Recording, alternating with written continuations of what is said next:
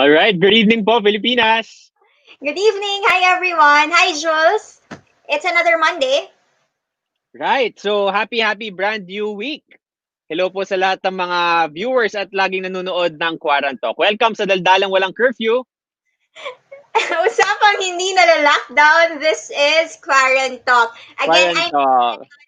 this is Jules Giyang with me tonight, of course, and we're always on air 9 p.m. every Monday. But tonight, as always, we open the show with some update on the COVID-19 situation here in the Philippines. Jules, kamusta ang numbers natin? All right, so pasadahan po natin ang mga numero ng COVID-19 cases in the Philippines. Ayon po to sa Department of Health, ang ating active cases ay nasa 42,191. Ang total cases natin all in all, 359,169. Ang death toll po natin nasa 6,675 at ang ating total recoveries nasa 310,303. Yes, at mula po kahapon, ang nadagdag dyan ay ang 2,638 new confirmed cases, 26 deaths were also added there, at 226 more patients po have recovered, and that was also included in the total recoveries. Ayan, Jules, let's go to our latest news.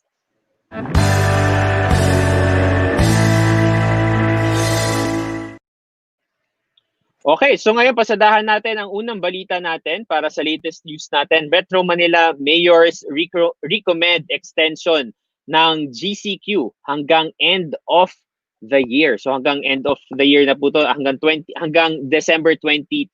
Ayon po sa MMDA, pabor ang mga mayors ng Metro Manila na panatilihin sa General Community Quarantine o GCQ ang Metro Manila hanggang sa katapusan ng 2020. Mas mainam umanong unti-unting luwagan ang protocols papuntang modified GCQ kaysa agad na isilalim sa MGCQ ang Metro Manila, tapos ay ibalik ulit sa mas mahigpit na protocol sakaling tumaas muli ang bilang ng mga COVID-19 cases sa NCR. Samantala, iniklian na rin ang curfew sa Metro Manila. Ang curfew ay magsisimula ng alas 12 ng hating gabi hanggang alas 4 ng umaga. So that's 12 a.m. to 4 p.m. Pero of course, ito po ay formal na anunsyo din ng ating Pangulo. Actually ngayon, ongoing ang talumpati ni Pangulong Duterte as regards COVID updates. Right, on to our next item. Regarding travel naman, Jules, maaari nang lumabas ng bansa kahit non-essential travel o for leisure purposes lang. Pero syempre, meron pa rin mga protocols na kailangan sundin. Yan ay ayon sa bagong desisyon ng IATF, hindi na rin daw required mag-quarantine ang mga uuwing Pilipino na galing sa mga bansang mababa ang COVID-19 cases. Again, hindi po ito para sa lahat, nakadepende pa rin yan sa mga bansang pinanggalingan. Also, kailangan maipakita ang confirmed round-trip ticket, travel and health insurance, at negative antigen test result taken within 24 hours before departure. Kailangan ding pumirma ng immigration declaration form na nagsasaad na naiintindihan ng pasahero ang travel risks. Locally naman po, movements between GCQ and NGCQ areas are also allowed. Pagdilinaw ng Metro Manila Council, hindi na kailangan ang quarantine pass sa Metro Manila, pero nakadepende sa mga local government units o LGU kung kailangan pa rin gumamit ng quarantine pass sa lugar na yan. And you can read more on that from CNN Philippines, Inquirer.net. There. Jules. Okay, sa sunod naman nating balita ay syempre pagdating naman sa cure, ano nga ba ang mga ginagawang hakbang ng ating bansa. So ito, after experiment, virgin coconut oil found to help destroy COVID-19. Ayon yan sa mga Filipino scientists. Ayon sa pag-aaral ng Filipino researchers natin itong nakaraang buwan, makakatulong ang virgin coconut oil sa pagsugpo sa novel coronavirus. More promising results have been observed in the experiments conducted, but the scientists cautioned that those involved in the study are only suspected and mild cases of COVID-19. So yan, meron ding ambag mismo ang ating mga researchers pagdating dito sa paghanap ng cure sa COVID-19. Okay, so wag na natin patagalin pa. Of course, ang pinaka-important part ng Quarantalk every week ay meron tayong featured na guest. At syempre, dito lamang yan sa Quarantine.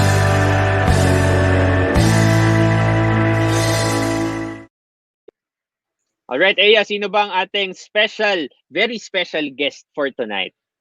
Yes, naging malaking concern para sa lahat ang estado ng edukasyon dito sa ating bansa. Siyempre, ngayong kakabukas lang din ng school year. So tonight, pag-uusapan natin ang state ng Philippine education amid the pandemic. Kasama, walang iba kundi ang Secretary of the Department of Education. We have with us Ma'am Leonor Briones. Ma'am? Hi, Ma'am Liling. Good evening po. Hi, Jules. Hi, Ea. Magandang gabi, mayang gabi sa inyong tanan sa mga Mayong gabi rin po. Yes. Okay. Mayong gabi, Sec Liling. Alam mo, Ea, mapapansin natin, si Ma'am Liling mukhang nasa office pa ata, past Yes. di ba usually Ma'am Liling hanggang 5 lang. So bakit nasa opisina pa rin po kayo ngayon? Dahil unusual ang panahon ngayon, many things happen na hindi mo mapipredict. So, kailangan naka-standby kami palagi, lalo na ang head ng agency at saka napakalaki ng departamento. Dapat malaman namin kung anong nangyayari sa lahat na riyon. Kaya palaging naka-standby kami. Kung may mga challenges o kung may mga magagandang balita, ay kailan malaman namin kaagad. At aksyonan kaagad. Sec, before tayo magpunta sa current state ng education, recap lang po tayo ng kaunti. Ano pong nangyaring ginawang preparations ng Department of Education between June and October before we formally opened the school year? Di ba nag-declare ang ating presidente ng total lockdown? In the middle, yung magtatapos yung academic school year natin last March. So, ang ginawa natin, immediately gumawa tayo ng learning continuity plan. Ang unang reaction namin, how do we continue education under conditions of lockdown, under conditions of whatever restrictions there are. So, gumawa kami ng learning continuity plan. Tapos pinagbunuan talaga yan, lahat kami involved up to the regions. Masyadong maganda ang impact ng technology dahil pwede kaming magmi-meeting any minute, any time.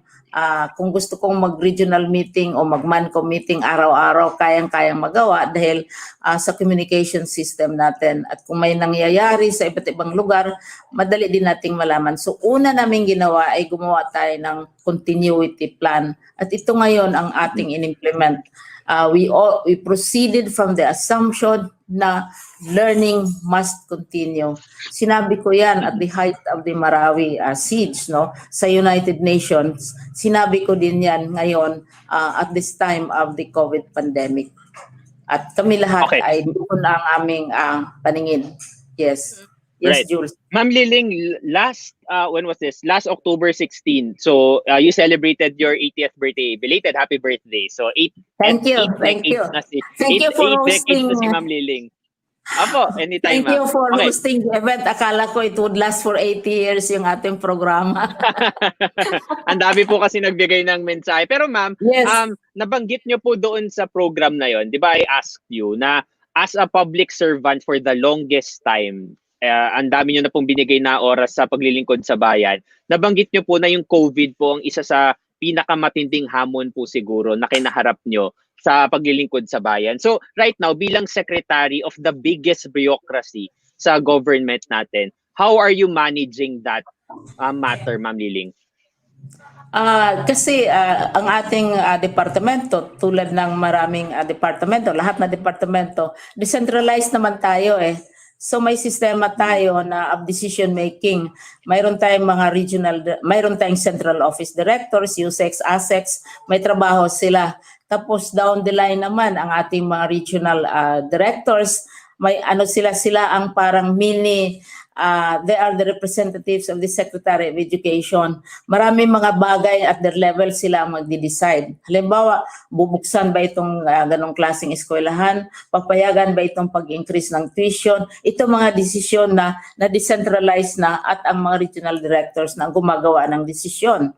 Pero i-report nila yan. Kaya namamanage natin itong napakagargantuan, mammoth organisasyon because we are decentralized, with decentralized decision making, and we try to make our information system as quick and as efficient as possible. But at the same time, alam namin at the central office kung anong nangyayari. Pero sa level ng region, sa level ng superintendent, they have levels of decision making. Nakikita mo yan yung nag-aral ka sa undergrad sa public ad. Kung walang decentralization, mahirap, hindi makagalaw ang departamento. Yes. Alright. Sec, nitong mga nakaraang buwan, naging malaking concern para sa lahat yung mga donation drives, fundraising activities ng iba't ibang school, even teachers themselves, etc. So let's talk about the sufficiency of budget allocated dito sa education, lalo na kakaibang sitwasyon yung meron ngayong pandemic. So, can you tell us what happened na bakit may mga nag-a-ask pa rin na teachers for like modules, inks, bond paper, and how much budget is lacking for the Department of Education? Solusyonan po ba ito for 2020? Yeah. First on the budget, ang aming estimate para makarespond tayo sa pangangailangan, mga bagong pangangailangan ng edukasyon at this time, ang hiningi namin ay 1.1 trillion. Ngayon, dahil naintindihan naman natin na hindi naman nangyayari na lahat na hihingi natin sa pamahalaan ay ibibigay. Dahil basic law yan sa economics na talagang hindi naman kakasya ang resources para sa pangangailangan. So ang recommend ng DBM para sa approval ng Kongreso ay 605 billion. Pero ang original request namin ay 1.1 trillion. Pero naintindihan namin ito dahil you have bayanihan, ang dami-daming challenges na hinaharap ang ating pamahalaan at saka yung mga agencies din, nag-contribute din tayo sa part of our budget to the Bayanihan Fund. Hindi alam ng publiko na largely ang Bayanihan Fund natin internally generated din yon, galing sa government corporations, galing sa budget cuts ng iba't ibang ahensya, and syempre kasama na doon ang departamento. Kaya naintindihan namin yan. Itong 605 billion pumasa na sa Kongreso kasi pumasa na ang Department of Education sa Kongreso at dadalhin ito sa Senado. So that is part of the process. Pero ganun, alam naman natin right from the beginning na we never have the luxury. Hindi yan nangyayari na problema natin, sobrang dami natin pera. Always, ang problema is ang ating resources, hindi talaga kakasya. Never yan mangyayari na umaapaw ang resources. Pagkatapos isip tayo ng isip kung saan anong gagastusin natin. No, it does not happen that way. And recognize natin yan at naintindihan natin ang national government decision nila. So 605 billion ang medyo pumasa sa House at ito ay dadalhin sa Senado kasama ng ibang bahagi ng national budget natin. Okay. So right from the beginning, yes, alam natin na that is something we have to live with. Yes. Right. Okay. Ma'am Liling, as far as I remember my fiscal administration class, yes. Na education sector, well, you are one of the stalwarts of public fiscal administration. Pero ma'am, ang pagkatanda ko, ang education sector ang isa sa mga sectors na nakakakuha ng chunk ng budget natin. Yes. So right now, base po dun sa nasabi ninyo, malaki rin po talaga yung nakuha ng education sector. Yes, But my question right now, ma'am, especially in the context of COVID-19, let's touch on the quality of education. I know na meron po kayong program or campaign na pinag-uusapan pagdating sa quality of education. How do we ensure, Ma'am Liling, na yung quality of education ay dekalidad pa rin kahit na hindi harapan, hindi face-to-face yung pagturo ng mga guro natin sa mga estudyante? Actually, wala pa si COVID.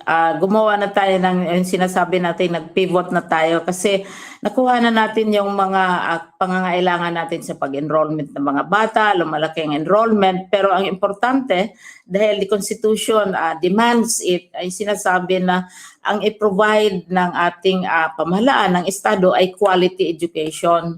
So wala pa si COVID, doon na ang direction na pinupuntahan natin. We may have the numbers, but we have to be sure about the quality of education. Ngayon, ang tanong mo, and it's a very important question, it's a very difficult challenge. How do you deliver quality education at the time of the COVID pandemic na walang face-to-face? Di ba?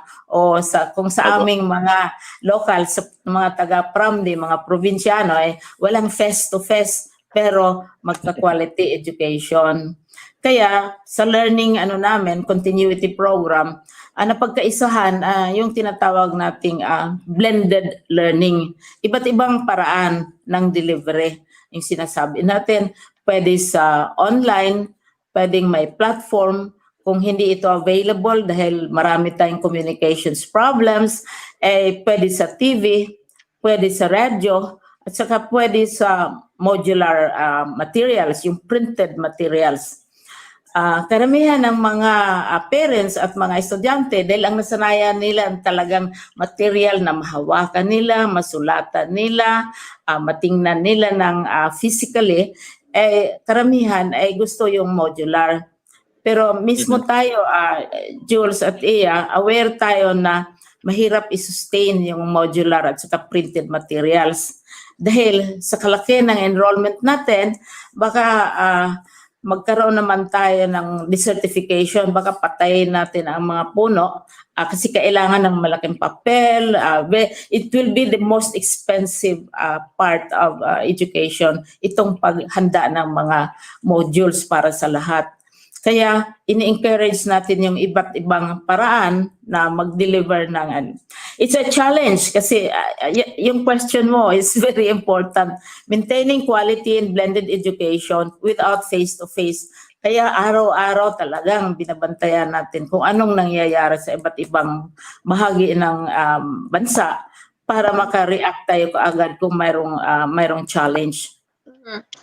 Yes. See, would you believe it? Even in Metro Manila, marami pang teachers, marami pang parents, maraming bata. Gusto pa rin nila ang modular. Gusto pa rin nila yung printed material. Dahil yun ang nasanayan nila.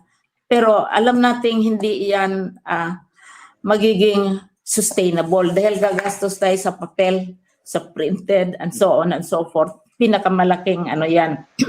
Item natin sa budget kung ipagpatuloy natin yan indefinitely. So we'll have to be reducing our dependency at we go to the other forms of learning modalities. Yun. Right. Okay, so that would leave us now with either digital or the broadcast mode of learning po, kung yun lang yung mga available options na meron tayo. And if we're gonna lessen the printing of the modules or yung mga handwritten, unless limited lamang yung modules, hindi yung kung todo, halos lahat ipiprint na natin. Hindi makayanan ng ating environment. At maraming magagalit sa atin kung ubusin natin yung ating forest. Magiging desert country tayo. Yes. Or unless we find a way to reuse yung mga blank sheets. Yes. But maybe it's time to kind of set expectations now that we've acknowledged the challenges and yung budget nga, di ba, hindi naman makukuha ng Department of Education yung enough resources na kailangan niya.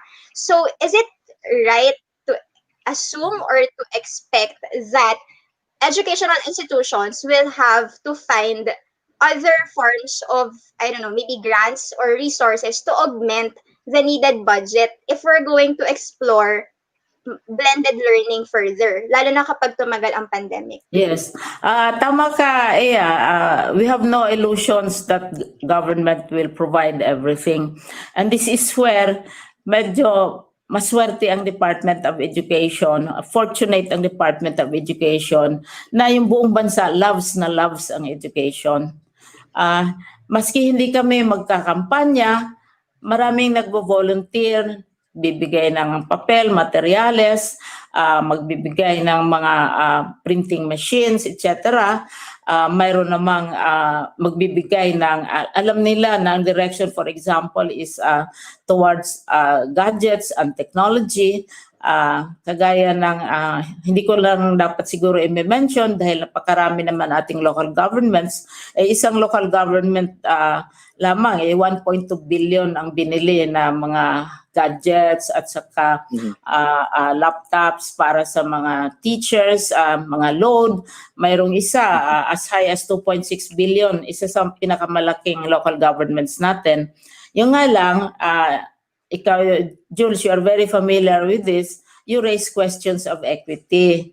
Kasi ang mga local governments na malaki ang kanilang pondo, kasi ang SEF, not so much ERA as the School Education Fund na galing ito sa real property tax, kung well off ang isang local government, marami ang mabibigay. Kung poor si local government, hindi niya ma-match yung yung binibigay ng mga rich local government. So this is where government has to come in. Pero napakaraming foundations, napakaraming mga groups, individuals na on their own, hingian sila o hindi, nagko-conduct sila ng kampanya maski hindi tayo nagsusolicit sa kanila dahil nakikita nila na may problema. Alam nilang hindi kaya ng budget ng department. Pero more or less nag-settle down na itong issue na ito dahil we made it very very clear na itong overdependence on modules can only be considered temporary. Hindi natin ito masusustain for 24, 25 million learners na mag-provide tayo ng learning materials na papel, na printed, hindi talaga sustainable. So we have to think of other ways and we have to strengthen the other delivery modes, which is now also happening. Napakalaki ng role ng publiko, halimbawa sa mga communications groups. At saka yung matter also of technology, the matter of connectivity, hindi lang yon challenge sa education, kundi sa mga providers ng connectivity, sa mga providers ng internet, etc. So, sinabihan sila ni Presidente during his SONA na kailangan we have to be working together dahil yun ang magiging one of the major directions ng edukasyon ngayon sa gusto natin o hindi. Pero yan, for the present yan, Jules and Ea. Pero pag mag-think tayo sa future, there are also other possibilities na pwede ding i-consider. Pero ewan ko kung makayanan natin at this time. Oo. Okay. Ma'am, nabanggit niyo po kanina na siyempre marami sa atin yung gumagamit na rin ng mga online portals para siyempre matuto rin tayo aside from the modular approach. Let's talk about the mental health po and the well-being of our students and our teachers. So from DepEd's end, Ma'am Liling, how are we ensuring na iniba po, the question is, iniba po ba natin yung approach ngayon, especially in the grading system, yung workload po na binibigay natin sa teachers at sa students? Ano pong strategy natin this year? Napakaganda ng tanong na yan. Kasi nung raging pa yung debate na sa social media, sa lahat-lahat, magbukas ba o hindi ng eskwelahan, sinabi namin na may psychological and social impacts yung prolonged periods kung saan ang bata hindi nag-aaral, kung saan ang teacher din hindi rin nagtuturo. Kasi umabot ng halimbawa, nagtapos tayo ng March, tapos April, May, yun ang bakasyon ng ating mga teachers at saka schools. And then June, July, August, September, that's 4 months. Halos 6 months. At may epekto yan, may effect sa bata, may effect sa teacher, may effect sa parents. Nagsabi na kami na magkaroon talaga ng effect yan, lalo na sa capacity ng children na kung 6 na buwan ka na bata na hindi ka pumapasok, may epekto yan pag balik mo sa school. maninibago ka. Kung 6 na buwan ka na iba ang ginagawa mo, iba yung assignment mo, may epekto din yon sa scheduling mo, sa work habits mo. Sinabi namin yan, kaya hindi talaga tayo maka-afford na mag-delay ng ating pagbukas ng school.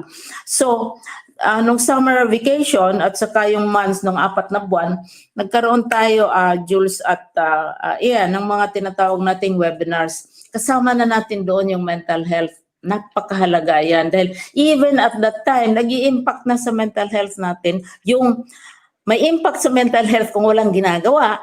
Tapos ngayon, may impact na naman sa mental health kung maraming ginagawa o sa perception ng ating mga learners at teachers. Sobrang dami yung ginagawa nila. So ayun, that is a persistent issue which we have to face and to recognize. Kaya may mga seminars tayo, pinag-aaralan natin yan, tinitingnan natin yung behavioral changes.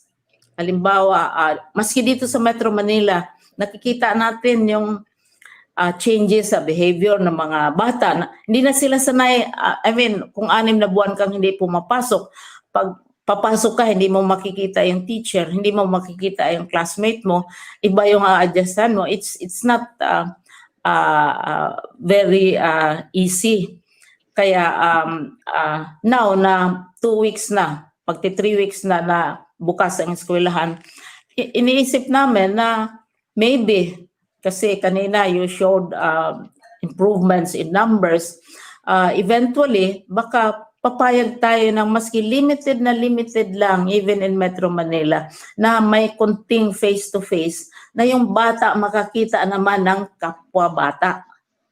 At saka yung parents naman makakita physically ng kapwa parent, but limited, controlled, lahat-lahat na precautions. Dahil mahalaga talaga because we are humans and we are developing and mentoring humans who will be running our country, who will be running our planet in the near future.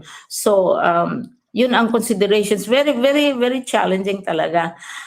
We spend hours and hours, getting feedback, listening to parents, listening to media, kung ano na ang nangyayari. And definitely, we have to respond to what is happening right now.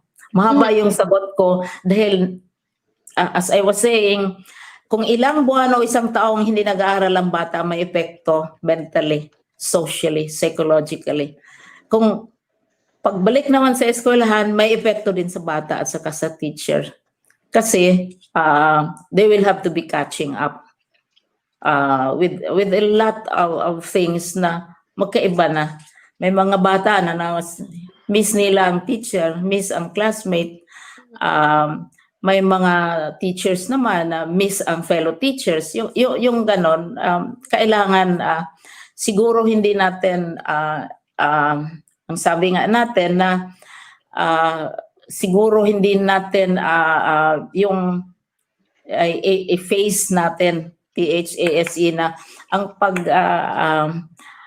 regulate ng pag-aaral, ng oras. Actually, nag-issue kami, Jules at Ea, ng memorandum na kung halimbawa sa kindergarten, 1 hour lang dapat sa bata na nakaharap sa computer.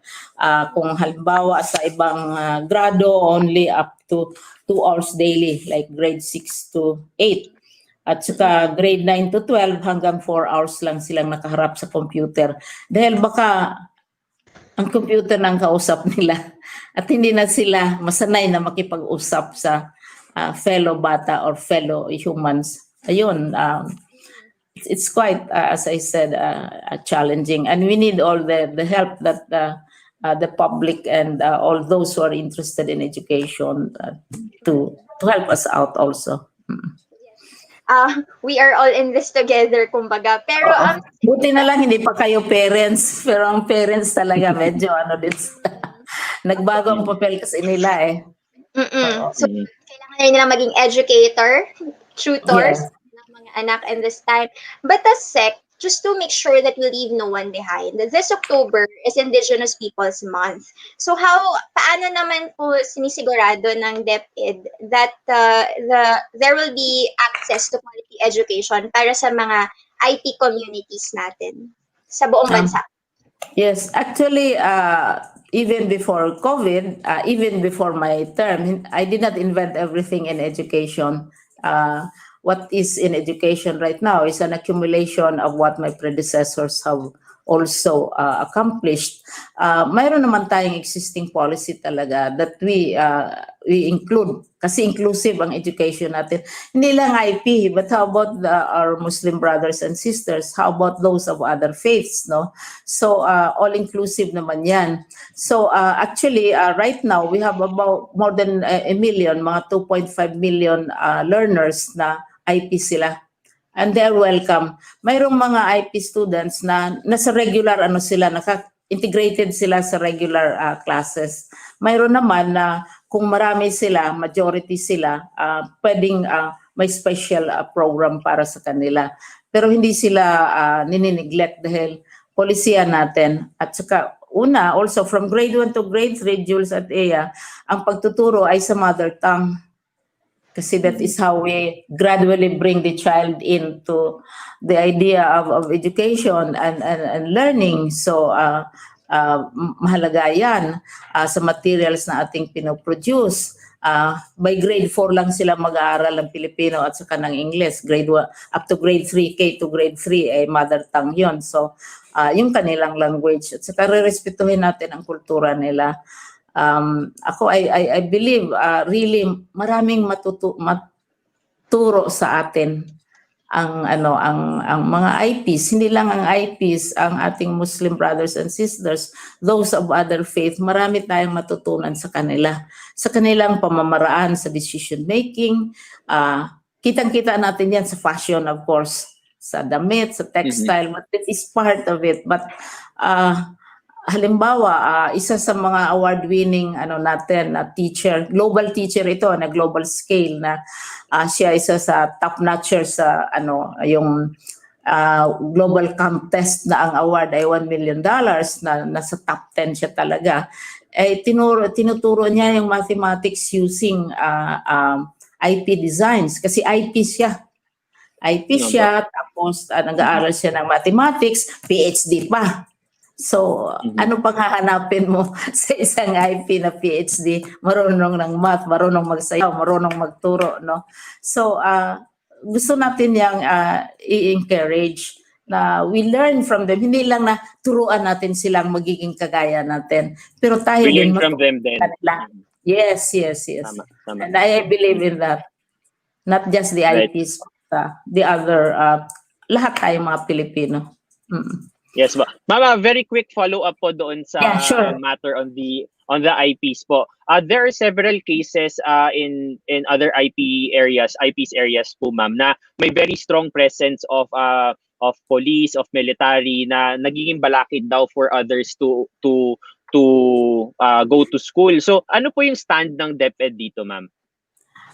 Kami, we are signatory ang Department of Education to the philosophy of safe schools, na schools are zones of peace. Last year, lahat ng mga schools, linagyan namin na this school is a zone of peace. Ayaw natin na magiging venue yan sa mga physical or verbal, whatever confrontations. Hindi tayo kasali doon. Ang habol natin ay edukasyon para sa lahat. So, yun ang position ng Department of Education, and that is very well known because I said that also in the United Nations na schools hindi dapat venue ng mga disagreements at saka mga physical confrontations. Hindi tayo pumapayag, at pag marinig natin ng ganong klaseng mga reports, at talagang ina-actionan natin kaagad, and we call the attention of the authorities. Yun. We have done that several times already. Oo. So, ayun. Ano ba?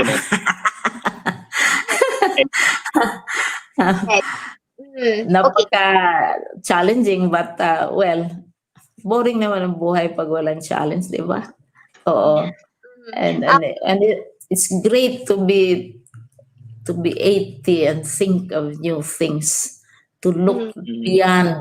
Sasabihin mo hanggang 2022 lang ako, so ang gagawin ko hanggang 2022 lamang. Hindi, kailangan may Sustainable dapat. sustainable at saka maiiwan kang legacy. Oo.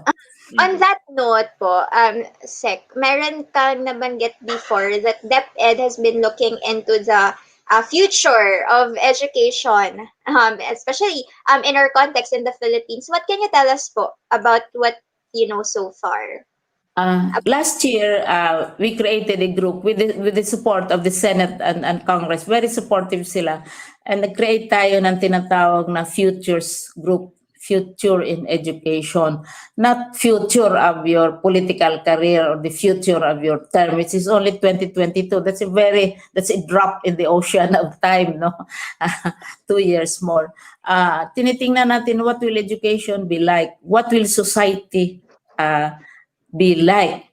And kung ganun ang hitsura ng society, ang values natin magbabago, ang itsura natin physically magbabago, ang ating life span natin ay mag-stretch out, ay paano natin handain? Ano naman ang ituturo natin sa mga bata?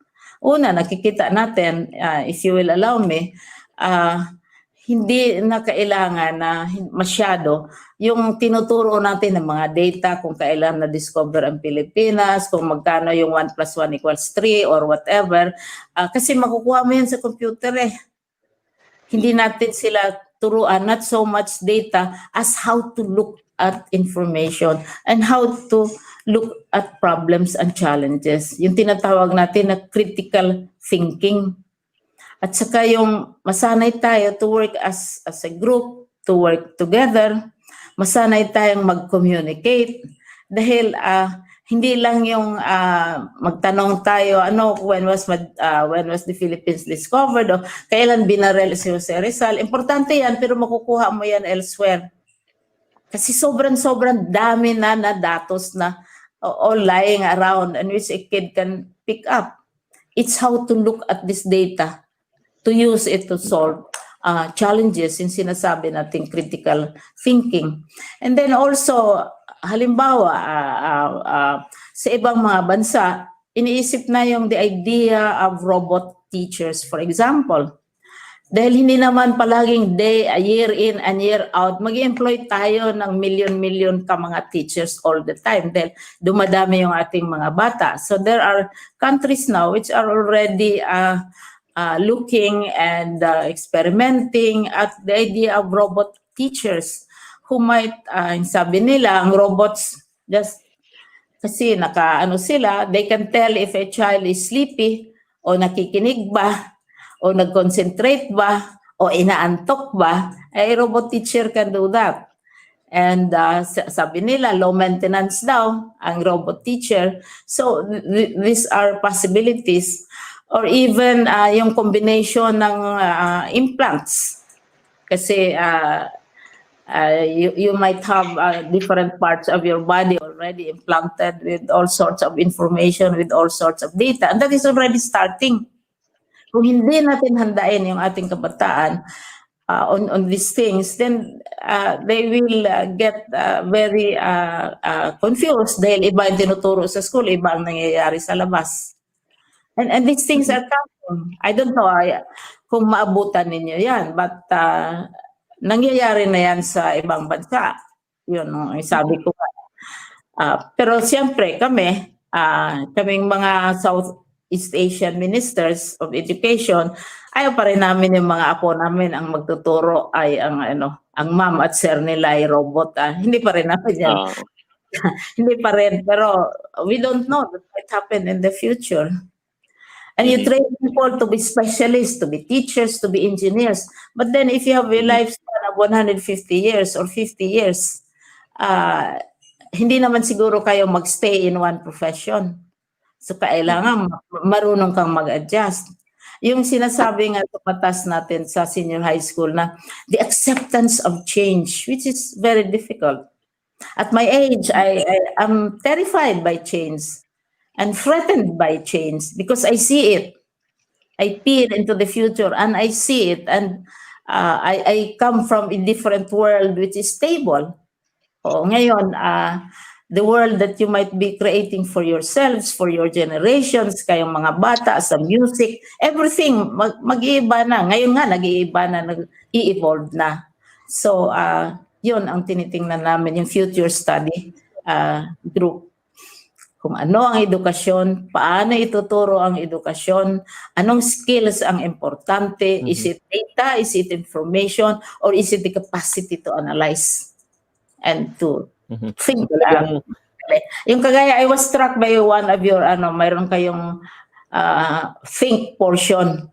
Diba? Nakita ko Quarantalk. Oo, Quarantalk. Oo, yan. Importante yan. Ituro natin yan sa mga bata. Turuan ninyo yung mga bata. Yun nga, ma'am, kasi parang if there's one thing na makukuha natin in this pandemic, definitely it's not a blessing, pero it's an opportunity for us to explore the vast opportunities. Ang daming skills na pwede mong matutunan right now kasi most of us are in our homes. So parang mag-iisip ka, ano bang pwede ko pang gawin na iba to level up our skills.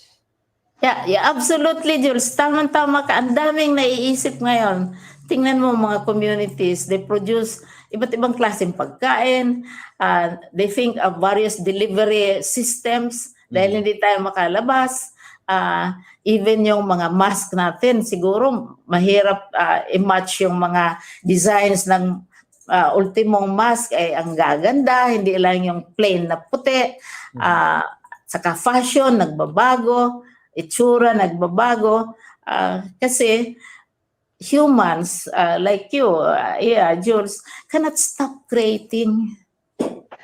Palagi kayong nag-iisip, nag-iikot yung isip ninyo na anong gawin ko? O hindi naman kayo nag-uupo kayo kung kailan lalabas, aalis si COVID. Hindi pa naman natin masabi kung kailan aalis si COVID. In the meantime, anong gagawin natin? So mga bagong bagay ang naiisipan, bagong produkto ang lumalabas in spite of the downturn in the economy. Napansinin niyo yan, di ba? Kung ano-anong may mga regulation ng IATF, palaging nag-iisip yung mga tao kung paano sila mabuhay even as you have all these prohibitions, di ba?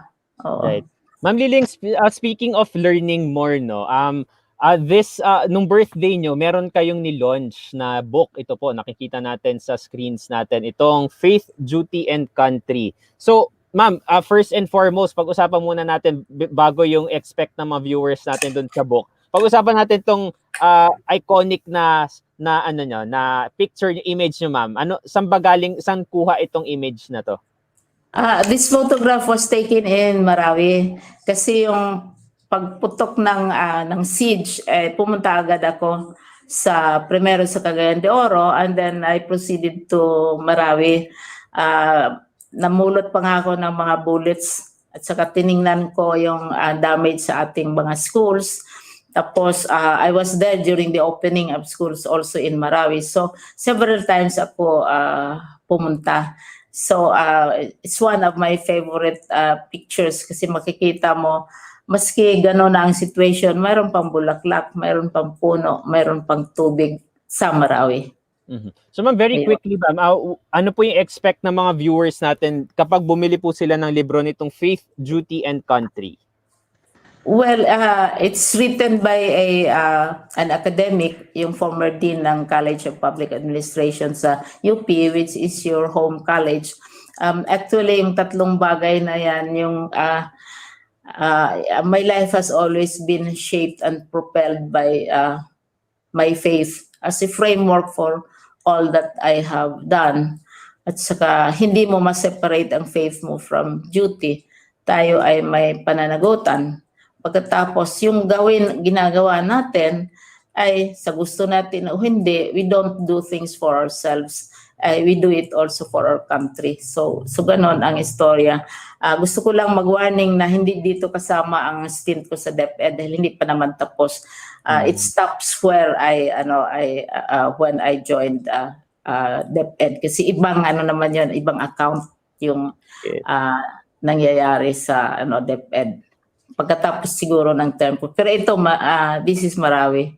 Right. Na, So this book is authored, of course, by Proserpina Domingo Tapales, former dean of the NCPAG, and this was published by the National College of Public Administration and Governance. So yeah, they could get this. We'll just maybe share the link na lang, ma'am, on our page yes, para sa mga interested na bumili ng yes, libro po yes, ninyo. yes. Okay. Kasi ako I don't, ibang mga grupo ang nag-handle niyan eh.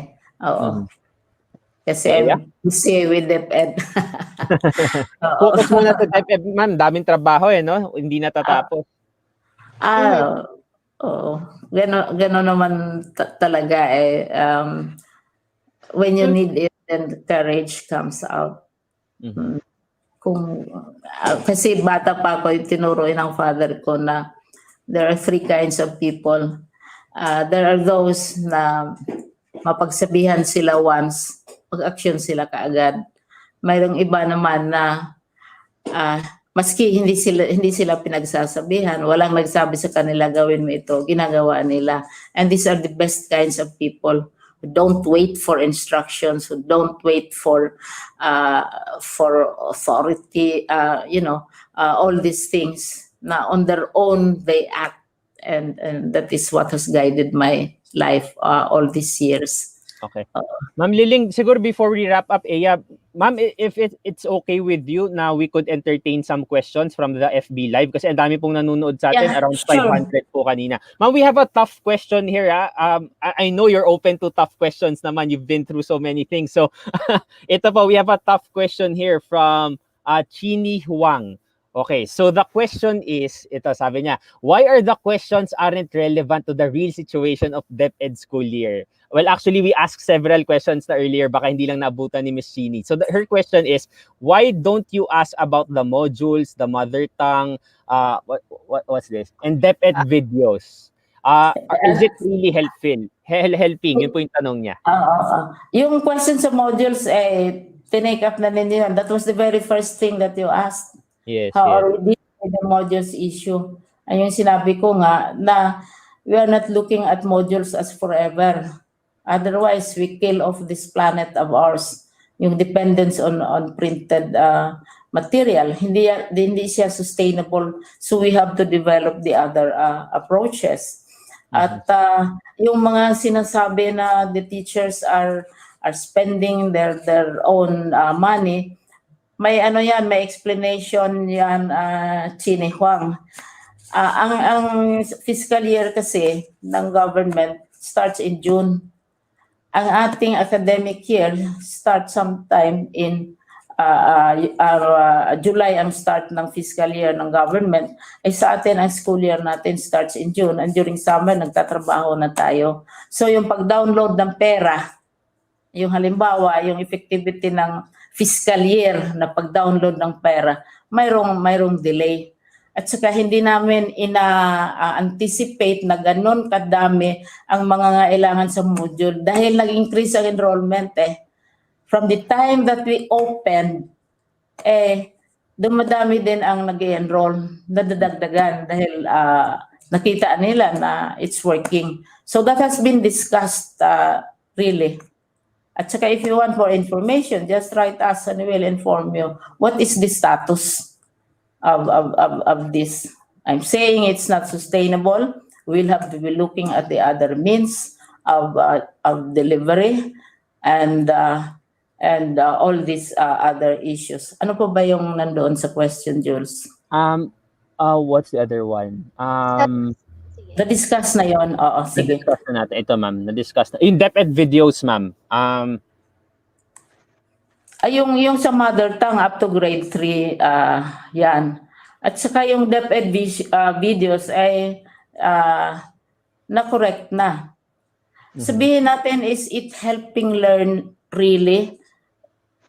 3 weeks pa tayo, 3rd week pa tayo.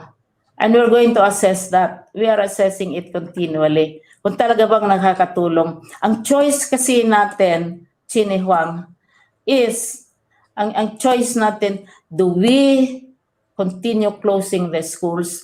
Mayroong cost niyan. Umaabot na ng halos more than 6 months na the children are out of school. May impact yan. Saka the experience of other countries and also in our experience, may impact yan. Kung mag-open tayo, may impact. Kung hindi tayo mag-open, may impact din. May psychological, social impact. Yung sinabi ko kanina, Jules. So na-discuss. Is it helping really? Yung continuity ng education is very important for the children. Yung sinabi namin, maraming studies, maraming pag-aaral, 2 buwan lang na bakasyon sa mga bata. Lampasan mo yung 2 buwan, malimutan na ng bata kung anong tinuro sa kanya. At saka, as I said, they will have to be picking up speed again. Kung 8 buwan ka na hindi ka pumapasok, 8 buwan ka na hindi ka nagtuturo, then there will have to be adjustments to be made. Pero kami, ang paniniwala namin, ang solusyon ay hindi pagsasara ng eskwelahan. Oo, hindi pag-stop ng pag-aaral ng mga bata. Otherwise, iba ang matutunan ng mga bata on their own. Yun. Thank you, Sec, for answering the questions of our viewers. Maybe before we let you go, Sec, any last message for our viewers, especially with regard to how we are tackling the issues in the education sector habang nasa pandemya tayo? Salamat, Ea. From where I stand, siyempre, agree naman tayo na napakaraming issues, no? Maraming challenges ang hinaharap ang departamento.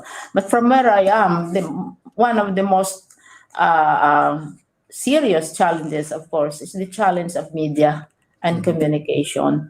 There's so many false stories circulating. Halimbawa, yung mga teachers na umakyat sa bubong ng eskwelahan, that did not happen on October 5.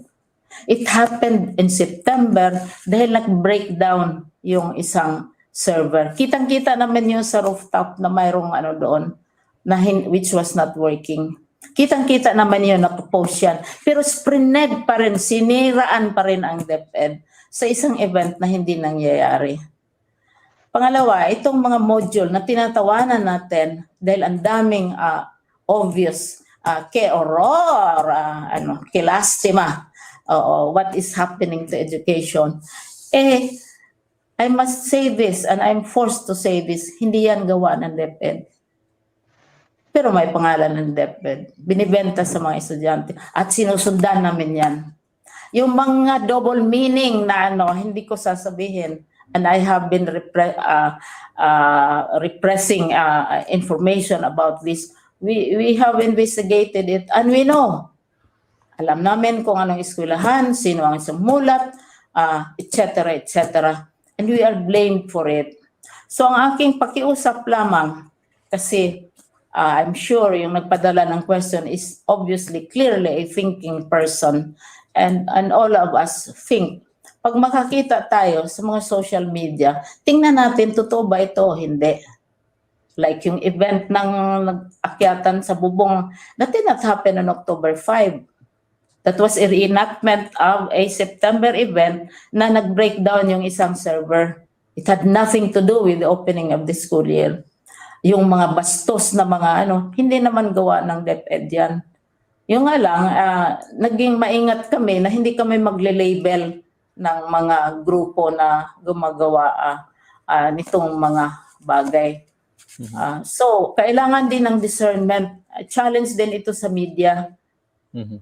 Halimbawa, yung sinasabi na yung isang teacher had to farm because ang pera niya, ginastos niya para sa mga module, marami naman talaga tayong teachers na mayroon silang little farms which they cultivate during summer.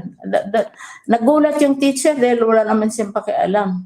At saka yung sinasabi na sa isang lugar, si Jules, I'm sure hindi ka maniniwala, Jules, na mayroong nagsabi na, ayan si Briones, dahil ang tanda-tanda na yan, 80 years old, iba na ngayon ang nagpapalakad sa Department of Education.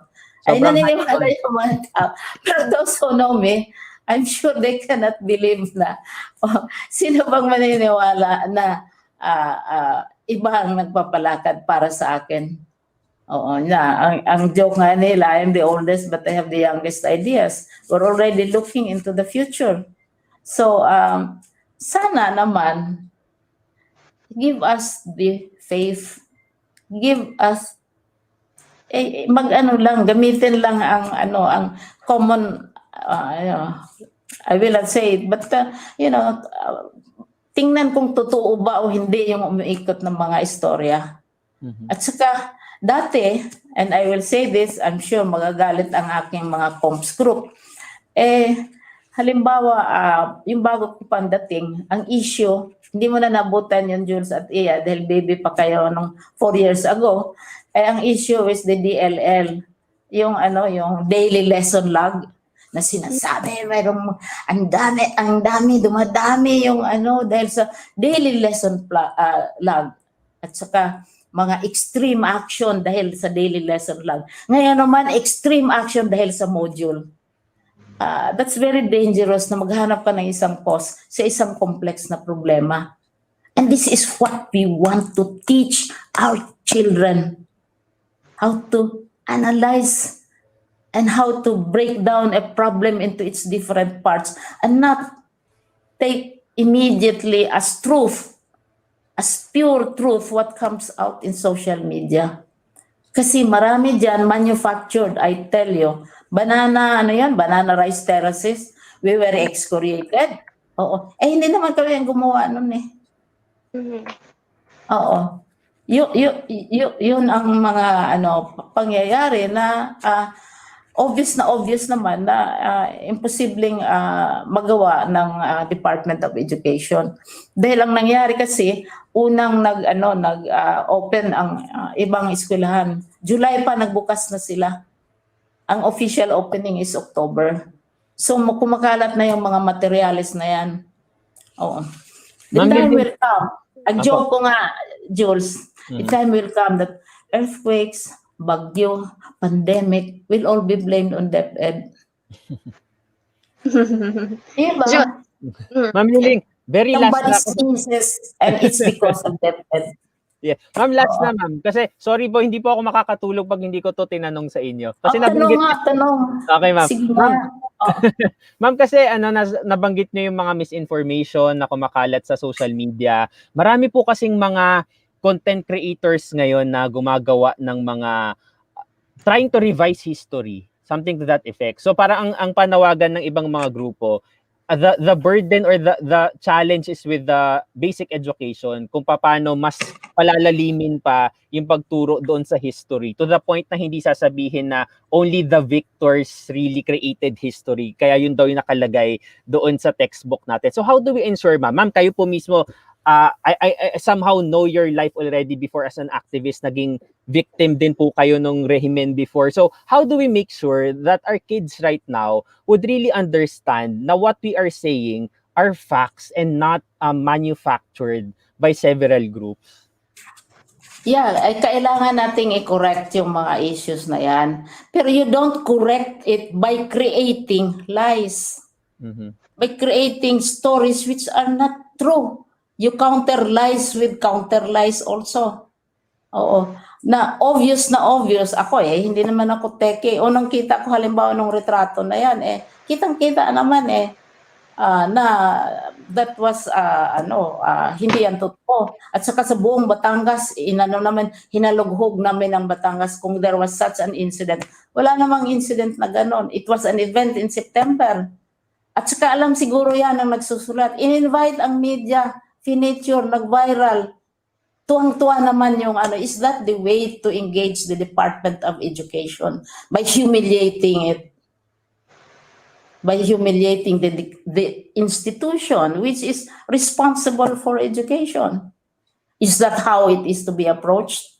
Gusto natin baguhin ang history, but we create our own version of history like banana rice terraces. Or like bastos na mga pananalita, which is incredible na hindi dapat. Imagine, tinanong ako sa Senado niyan. Di sinabi ko, hindi kami ang gumawa ng mga materials na yan. At saka tuwang-tuwa. We delight in, we delight in bad news. good news is always boring. And perhaps this is a challenge also to communications. Kaya para sa akin, ang big challenge, of course, is isa yan sa major ng education directions is communications. We have to be communicating with each other, but you cannot communicate by lying about each other. And using like telling somebody to go to hell, telling someone na PFDI, is that rewriting history in very lurid language? Right. Okay, ma'am. Huwag na. Ayan, uminit ulit ulo niyo. Oo nga, kagalitan ako ng Combs group ko because I'm supposed to be pa-charming sa inyo. But then, Jules is from the College of Public Administration and you are taught to tell the truth. Eya is from Mascom naman. So talagang perfect. Mascom ka. And UP rin. So perfect combination. Ma'am, we'd like to reach out, ma'am. Opo, Quarantalk Media, ma'am, would be very open for if ever partnerships with DepEd kung paano po natin pwedeng magamit yung platform din na to to reach out to students. Yes, I noticed that it is directed towards people of your age or younger, and this is what we are interested in because it is your future. What is going to happen? You talk about new normal. Hindi naman tayo new normal pa. We are still old abnormal pa rin tayo. Lalo na yung mga tactics na ginagamit. Those are the old abnormals. Nakalibre ako sa Combs group ko dahil wala silang magawa dahil tayo lang tatlo nag-uusap. I just want to share with you the feedback from Shini Wang who sent the question earlier. Sabi niya lang po, I'm glad that you are aware of this and let those people pay the price. And, yes. And yes. And then she said, right, Shini Wang, you are right. She said, I respect you and I adore my grandparents. I am just trying to express the possibility of corruption on the ground. And you have to see it on your own. Ayan po ang message. I see it. I see it. I wrote a book on corruption. Yeah. Both a theoretical as well as case study basis. So thank you, Shini Wang, for the question. It gives me an opportunity to break free of the advice of my friends who want me to be nice and charming. Actually, ma'am, sobrang daming messages from Facebook, from YouTube, and from Twitter as well. Pero kulang na po yung oras natin para basahin yun. Pero mo sa amin. Sige po. Sige po. Yes, okay. Liling, thank you so much for your time. Alam ko po na actually night owl si Ma'am Liling. So, may nagsasabi kasi dito, matulog na raw po, ma'am, kasi daw baka pagod na kayo. Pero parang pasimulan. Obviously, hindi niya ako kakilala. The deeper the night, the more I'm just starting to wake up, and my mind is getting sharper and sharper. Si Secretary, some people are criticizing a person they do not know at all. Yeah. Okay. They have no knowledge of. They think 80-year-olds are may image sila what an 80-year-old is like. But 80-year-olds is they look at. You have your famous host. You have a host who is even older than me by months, and she's still there, and she's slightly older than I am. And very sharp ang mind. Not only very sharp ang mind, very sharp ang tongue. So they are not like your notion of what. Minsan, kwento ko lang, natawa nga ako. One time kasi I teach there was a time, Jules, I taught only sa graduate school. And then ang mga undergrads nag-complain.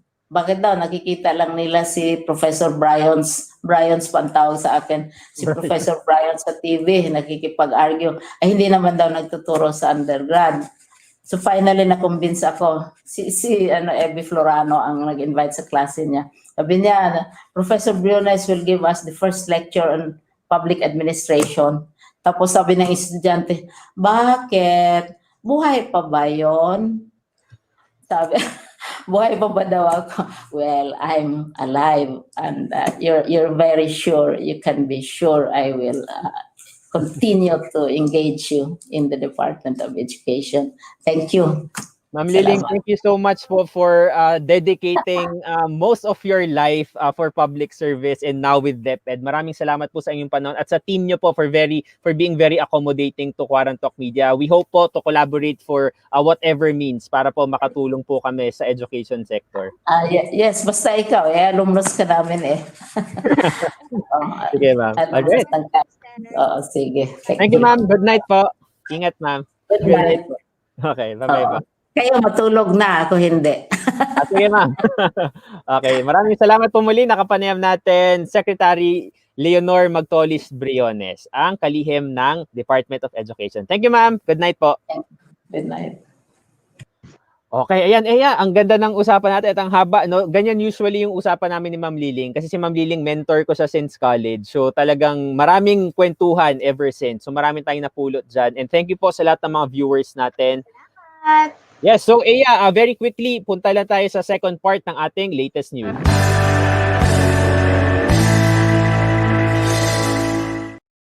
Okay, sa latest news natin, mamaya na yung trending no? So yung latest news natin, okay, so sa Grab muna. Ano ba ang balita natin sa Grab? Okay, good news po sa lahat ng gumagamit ng transport service na Grab. Balik 24 hours na po ang operations ng Grab. At maaari nyo na itong magamit Grab Car at Grab Taxi anumang oras sa Metro Manila, Cebu at Pampanga. Samantala, Grab Taxi pa lang ang available 24/7 sa Baguio, Naga, Bacolod, Iloilo, Cagayan de Oro at Davao. So again, sa Metro Manila, Cebu at Pampanga, available na ang Grab Car at Grab Taxi. Hindi po ito paid advertisement. Alam lang po namin na maraming gumagamit ng transport service na Grab. Kaya, yeah, sharing the good news. Right. Pero Grab, why not? Okay. Alright. So as we end, no, meron din tayong trending na pinag-uusapan dito lamang yan sa Quarantalk.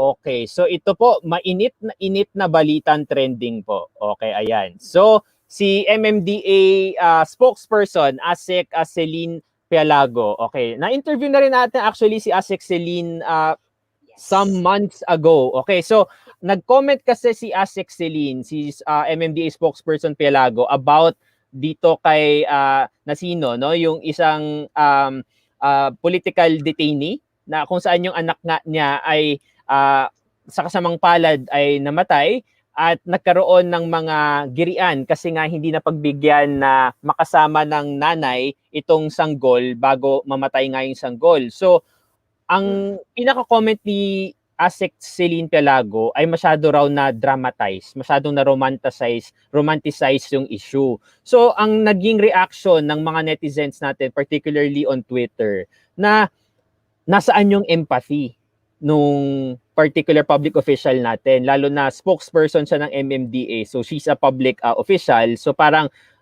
nawalan ng empathy para doon sa mga kababayan natin, particularly dito sa grieving mother na si Ina, no? So nagalit yung mga netizens natin at yan nga, at nag-status kasi si ASEC Celine, tas dinown niya, tas eventually binalik niya ulit, tapos noon parang binabalik niya raw doon kasi parang proud pa raw siya doon. Something to that effect. Accidentally lang daw na ng kanyang admin ang post na yan. So she reshared or reposted the screenshot of the original post which already got in backlash. Right. Oo. Ayun, tapos no, may isa pang issue na nabanggit ng isa sa mga admins ng page ni ASEC Celine na 70 daw yung admins. Pero nilinaw naman ni ASEC Celine na 7 lang daw. Okay, so the point is, let's give our takeaways here siguro, no, na paano ba? Bilang isang public official, 'di ba? Kahit ano pa man ang mga political inclinations natin, kahit pa sabihin natin na nag-agree ka na makulong yung particular individual na yon, we're talking about a grieving mother, 'di ba?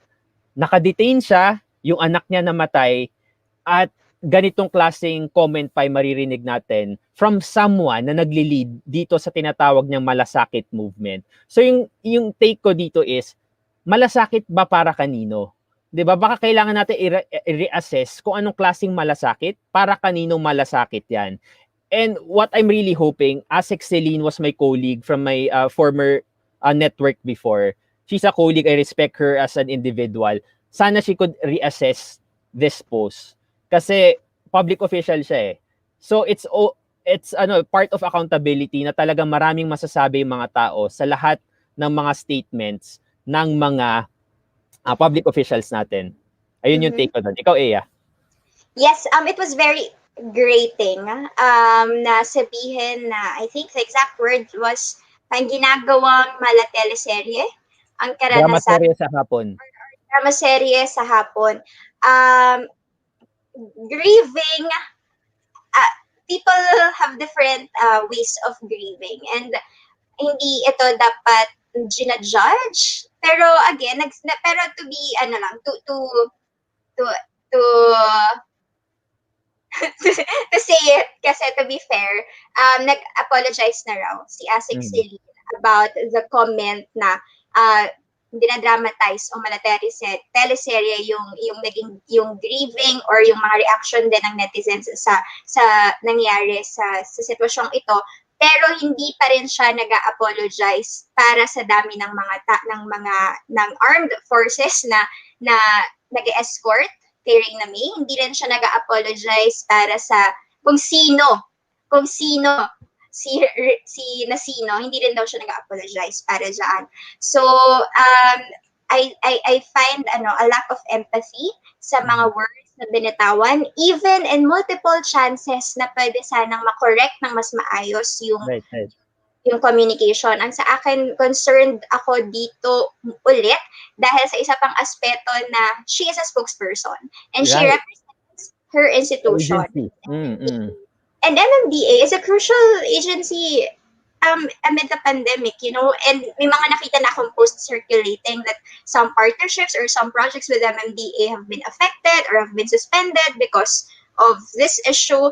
And again, yes, and we have to remember that we as individuals, we also carry the institutions where we belong, kahit na makailang disclaimer ka pa that your views and opinions are your own. Pag spokesperson ka at saka kapag ka nasa gobyerno ka, parang ibang usapan yun. Mas malaki accountability. Yeah.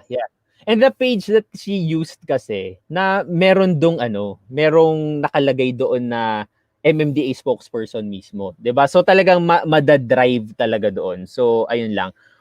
Okay. Ayan, so yun lang, no. I'd like to use this opportunity also to call out other critics din kay Asik Celine, na kasi may mga ibang very misogynist na comments na being thrown against Asik Celine. Let's not be like that, 'di ba? Kung kayo yung tipong tao na galit doon sa mga taong misogynist na nambabastos ng mga babae, wag nyo gawin yun. You cannot correct a mistake by doing another mistake, 'di ba?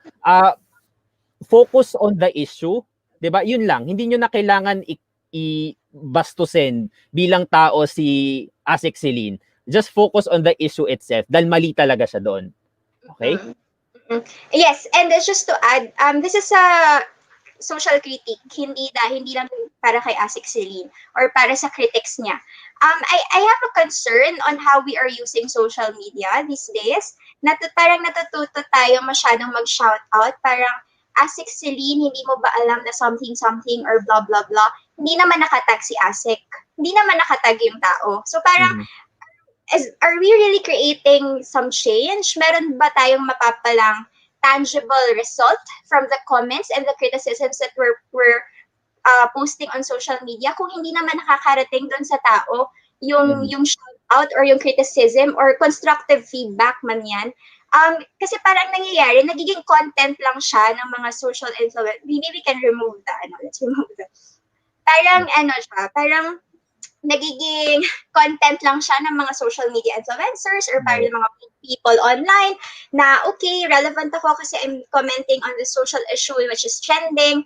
But I think dapat pag nag-post tayo, iniisip natin, ano ba yung effect or outcome na gusto natin when we post? If you posted because you want to tell this person that what she did is wrong or it's very insensitive or something, sana sa bawat public post mo, nag-send ka rin ng DM kay Asik Celine. Baka sakaling effort nakatulong din ka pa na sa both. MMDA or nakatulong ka pa sa kanya as a person at sa society as a whole para hindi na maulit yung ganyang instances. So parang yan, to me, when we post on social media, especially on Twitter, I hope we pause and think why we're saying what we're saying. What is the outcome that we want? Kasi kung wala naman, gusto mo lang sumama sa ingay, the world is too stressful already. So yun lang yung aking reflection upon, kasi ang ingay niya over the weekend. And I was wondering, hindi naman nakatag yung mga tao na sinasabi. Parang, RD, something, spokes Harry Roque, something, hindi kinakausap nyo sila sa isang void na hindi naman, wala naman sila doon at hindi sila nakatag. So, hindi ko alam kung paano yung makakarating sa kanila.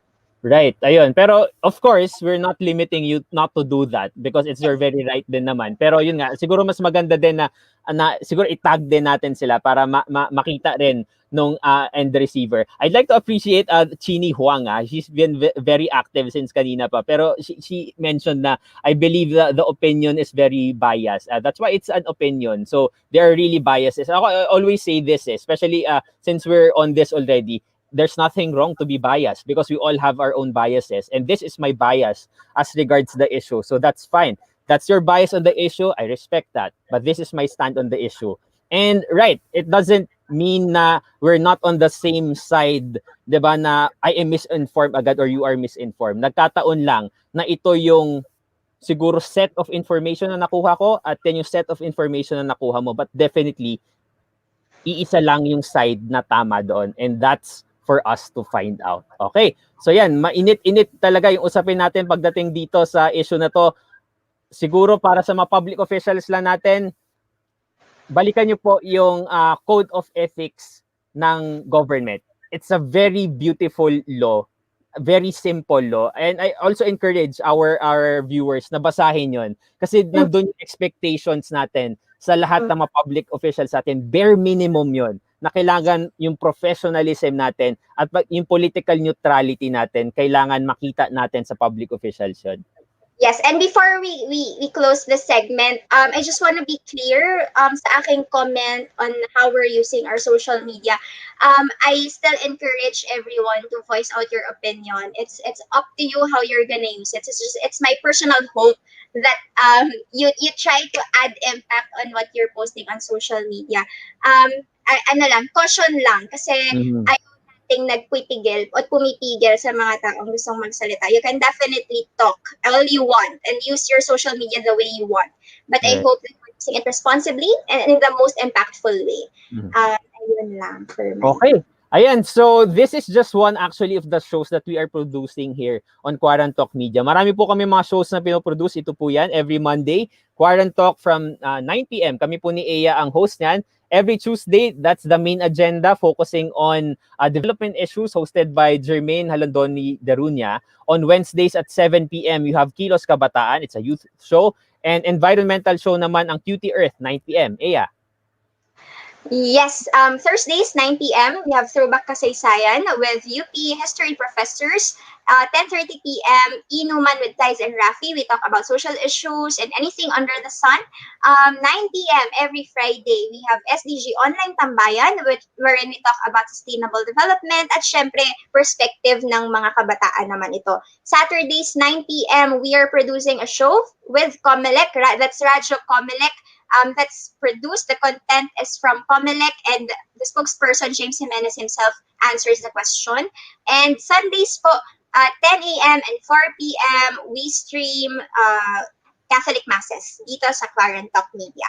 So those are things that you can expect throughout the week. But Jules, we have a segment that we have to mention also.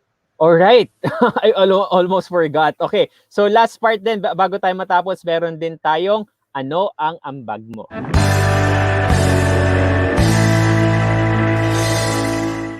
Ano bang ambag natin for tonight? Yes, so marami po kayong ways para makatulong sa gitna ng pandemya, but every episode po, we also give you a call to action. You can join, again, we're reiterating lang, reaction program po yan ng Make Sense Philippines.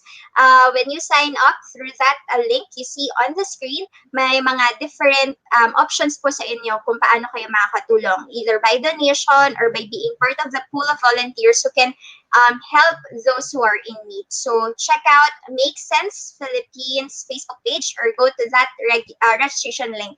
tinyurl.com/joinreaction2020.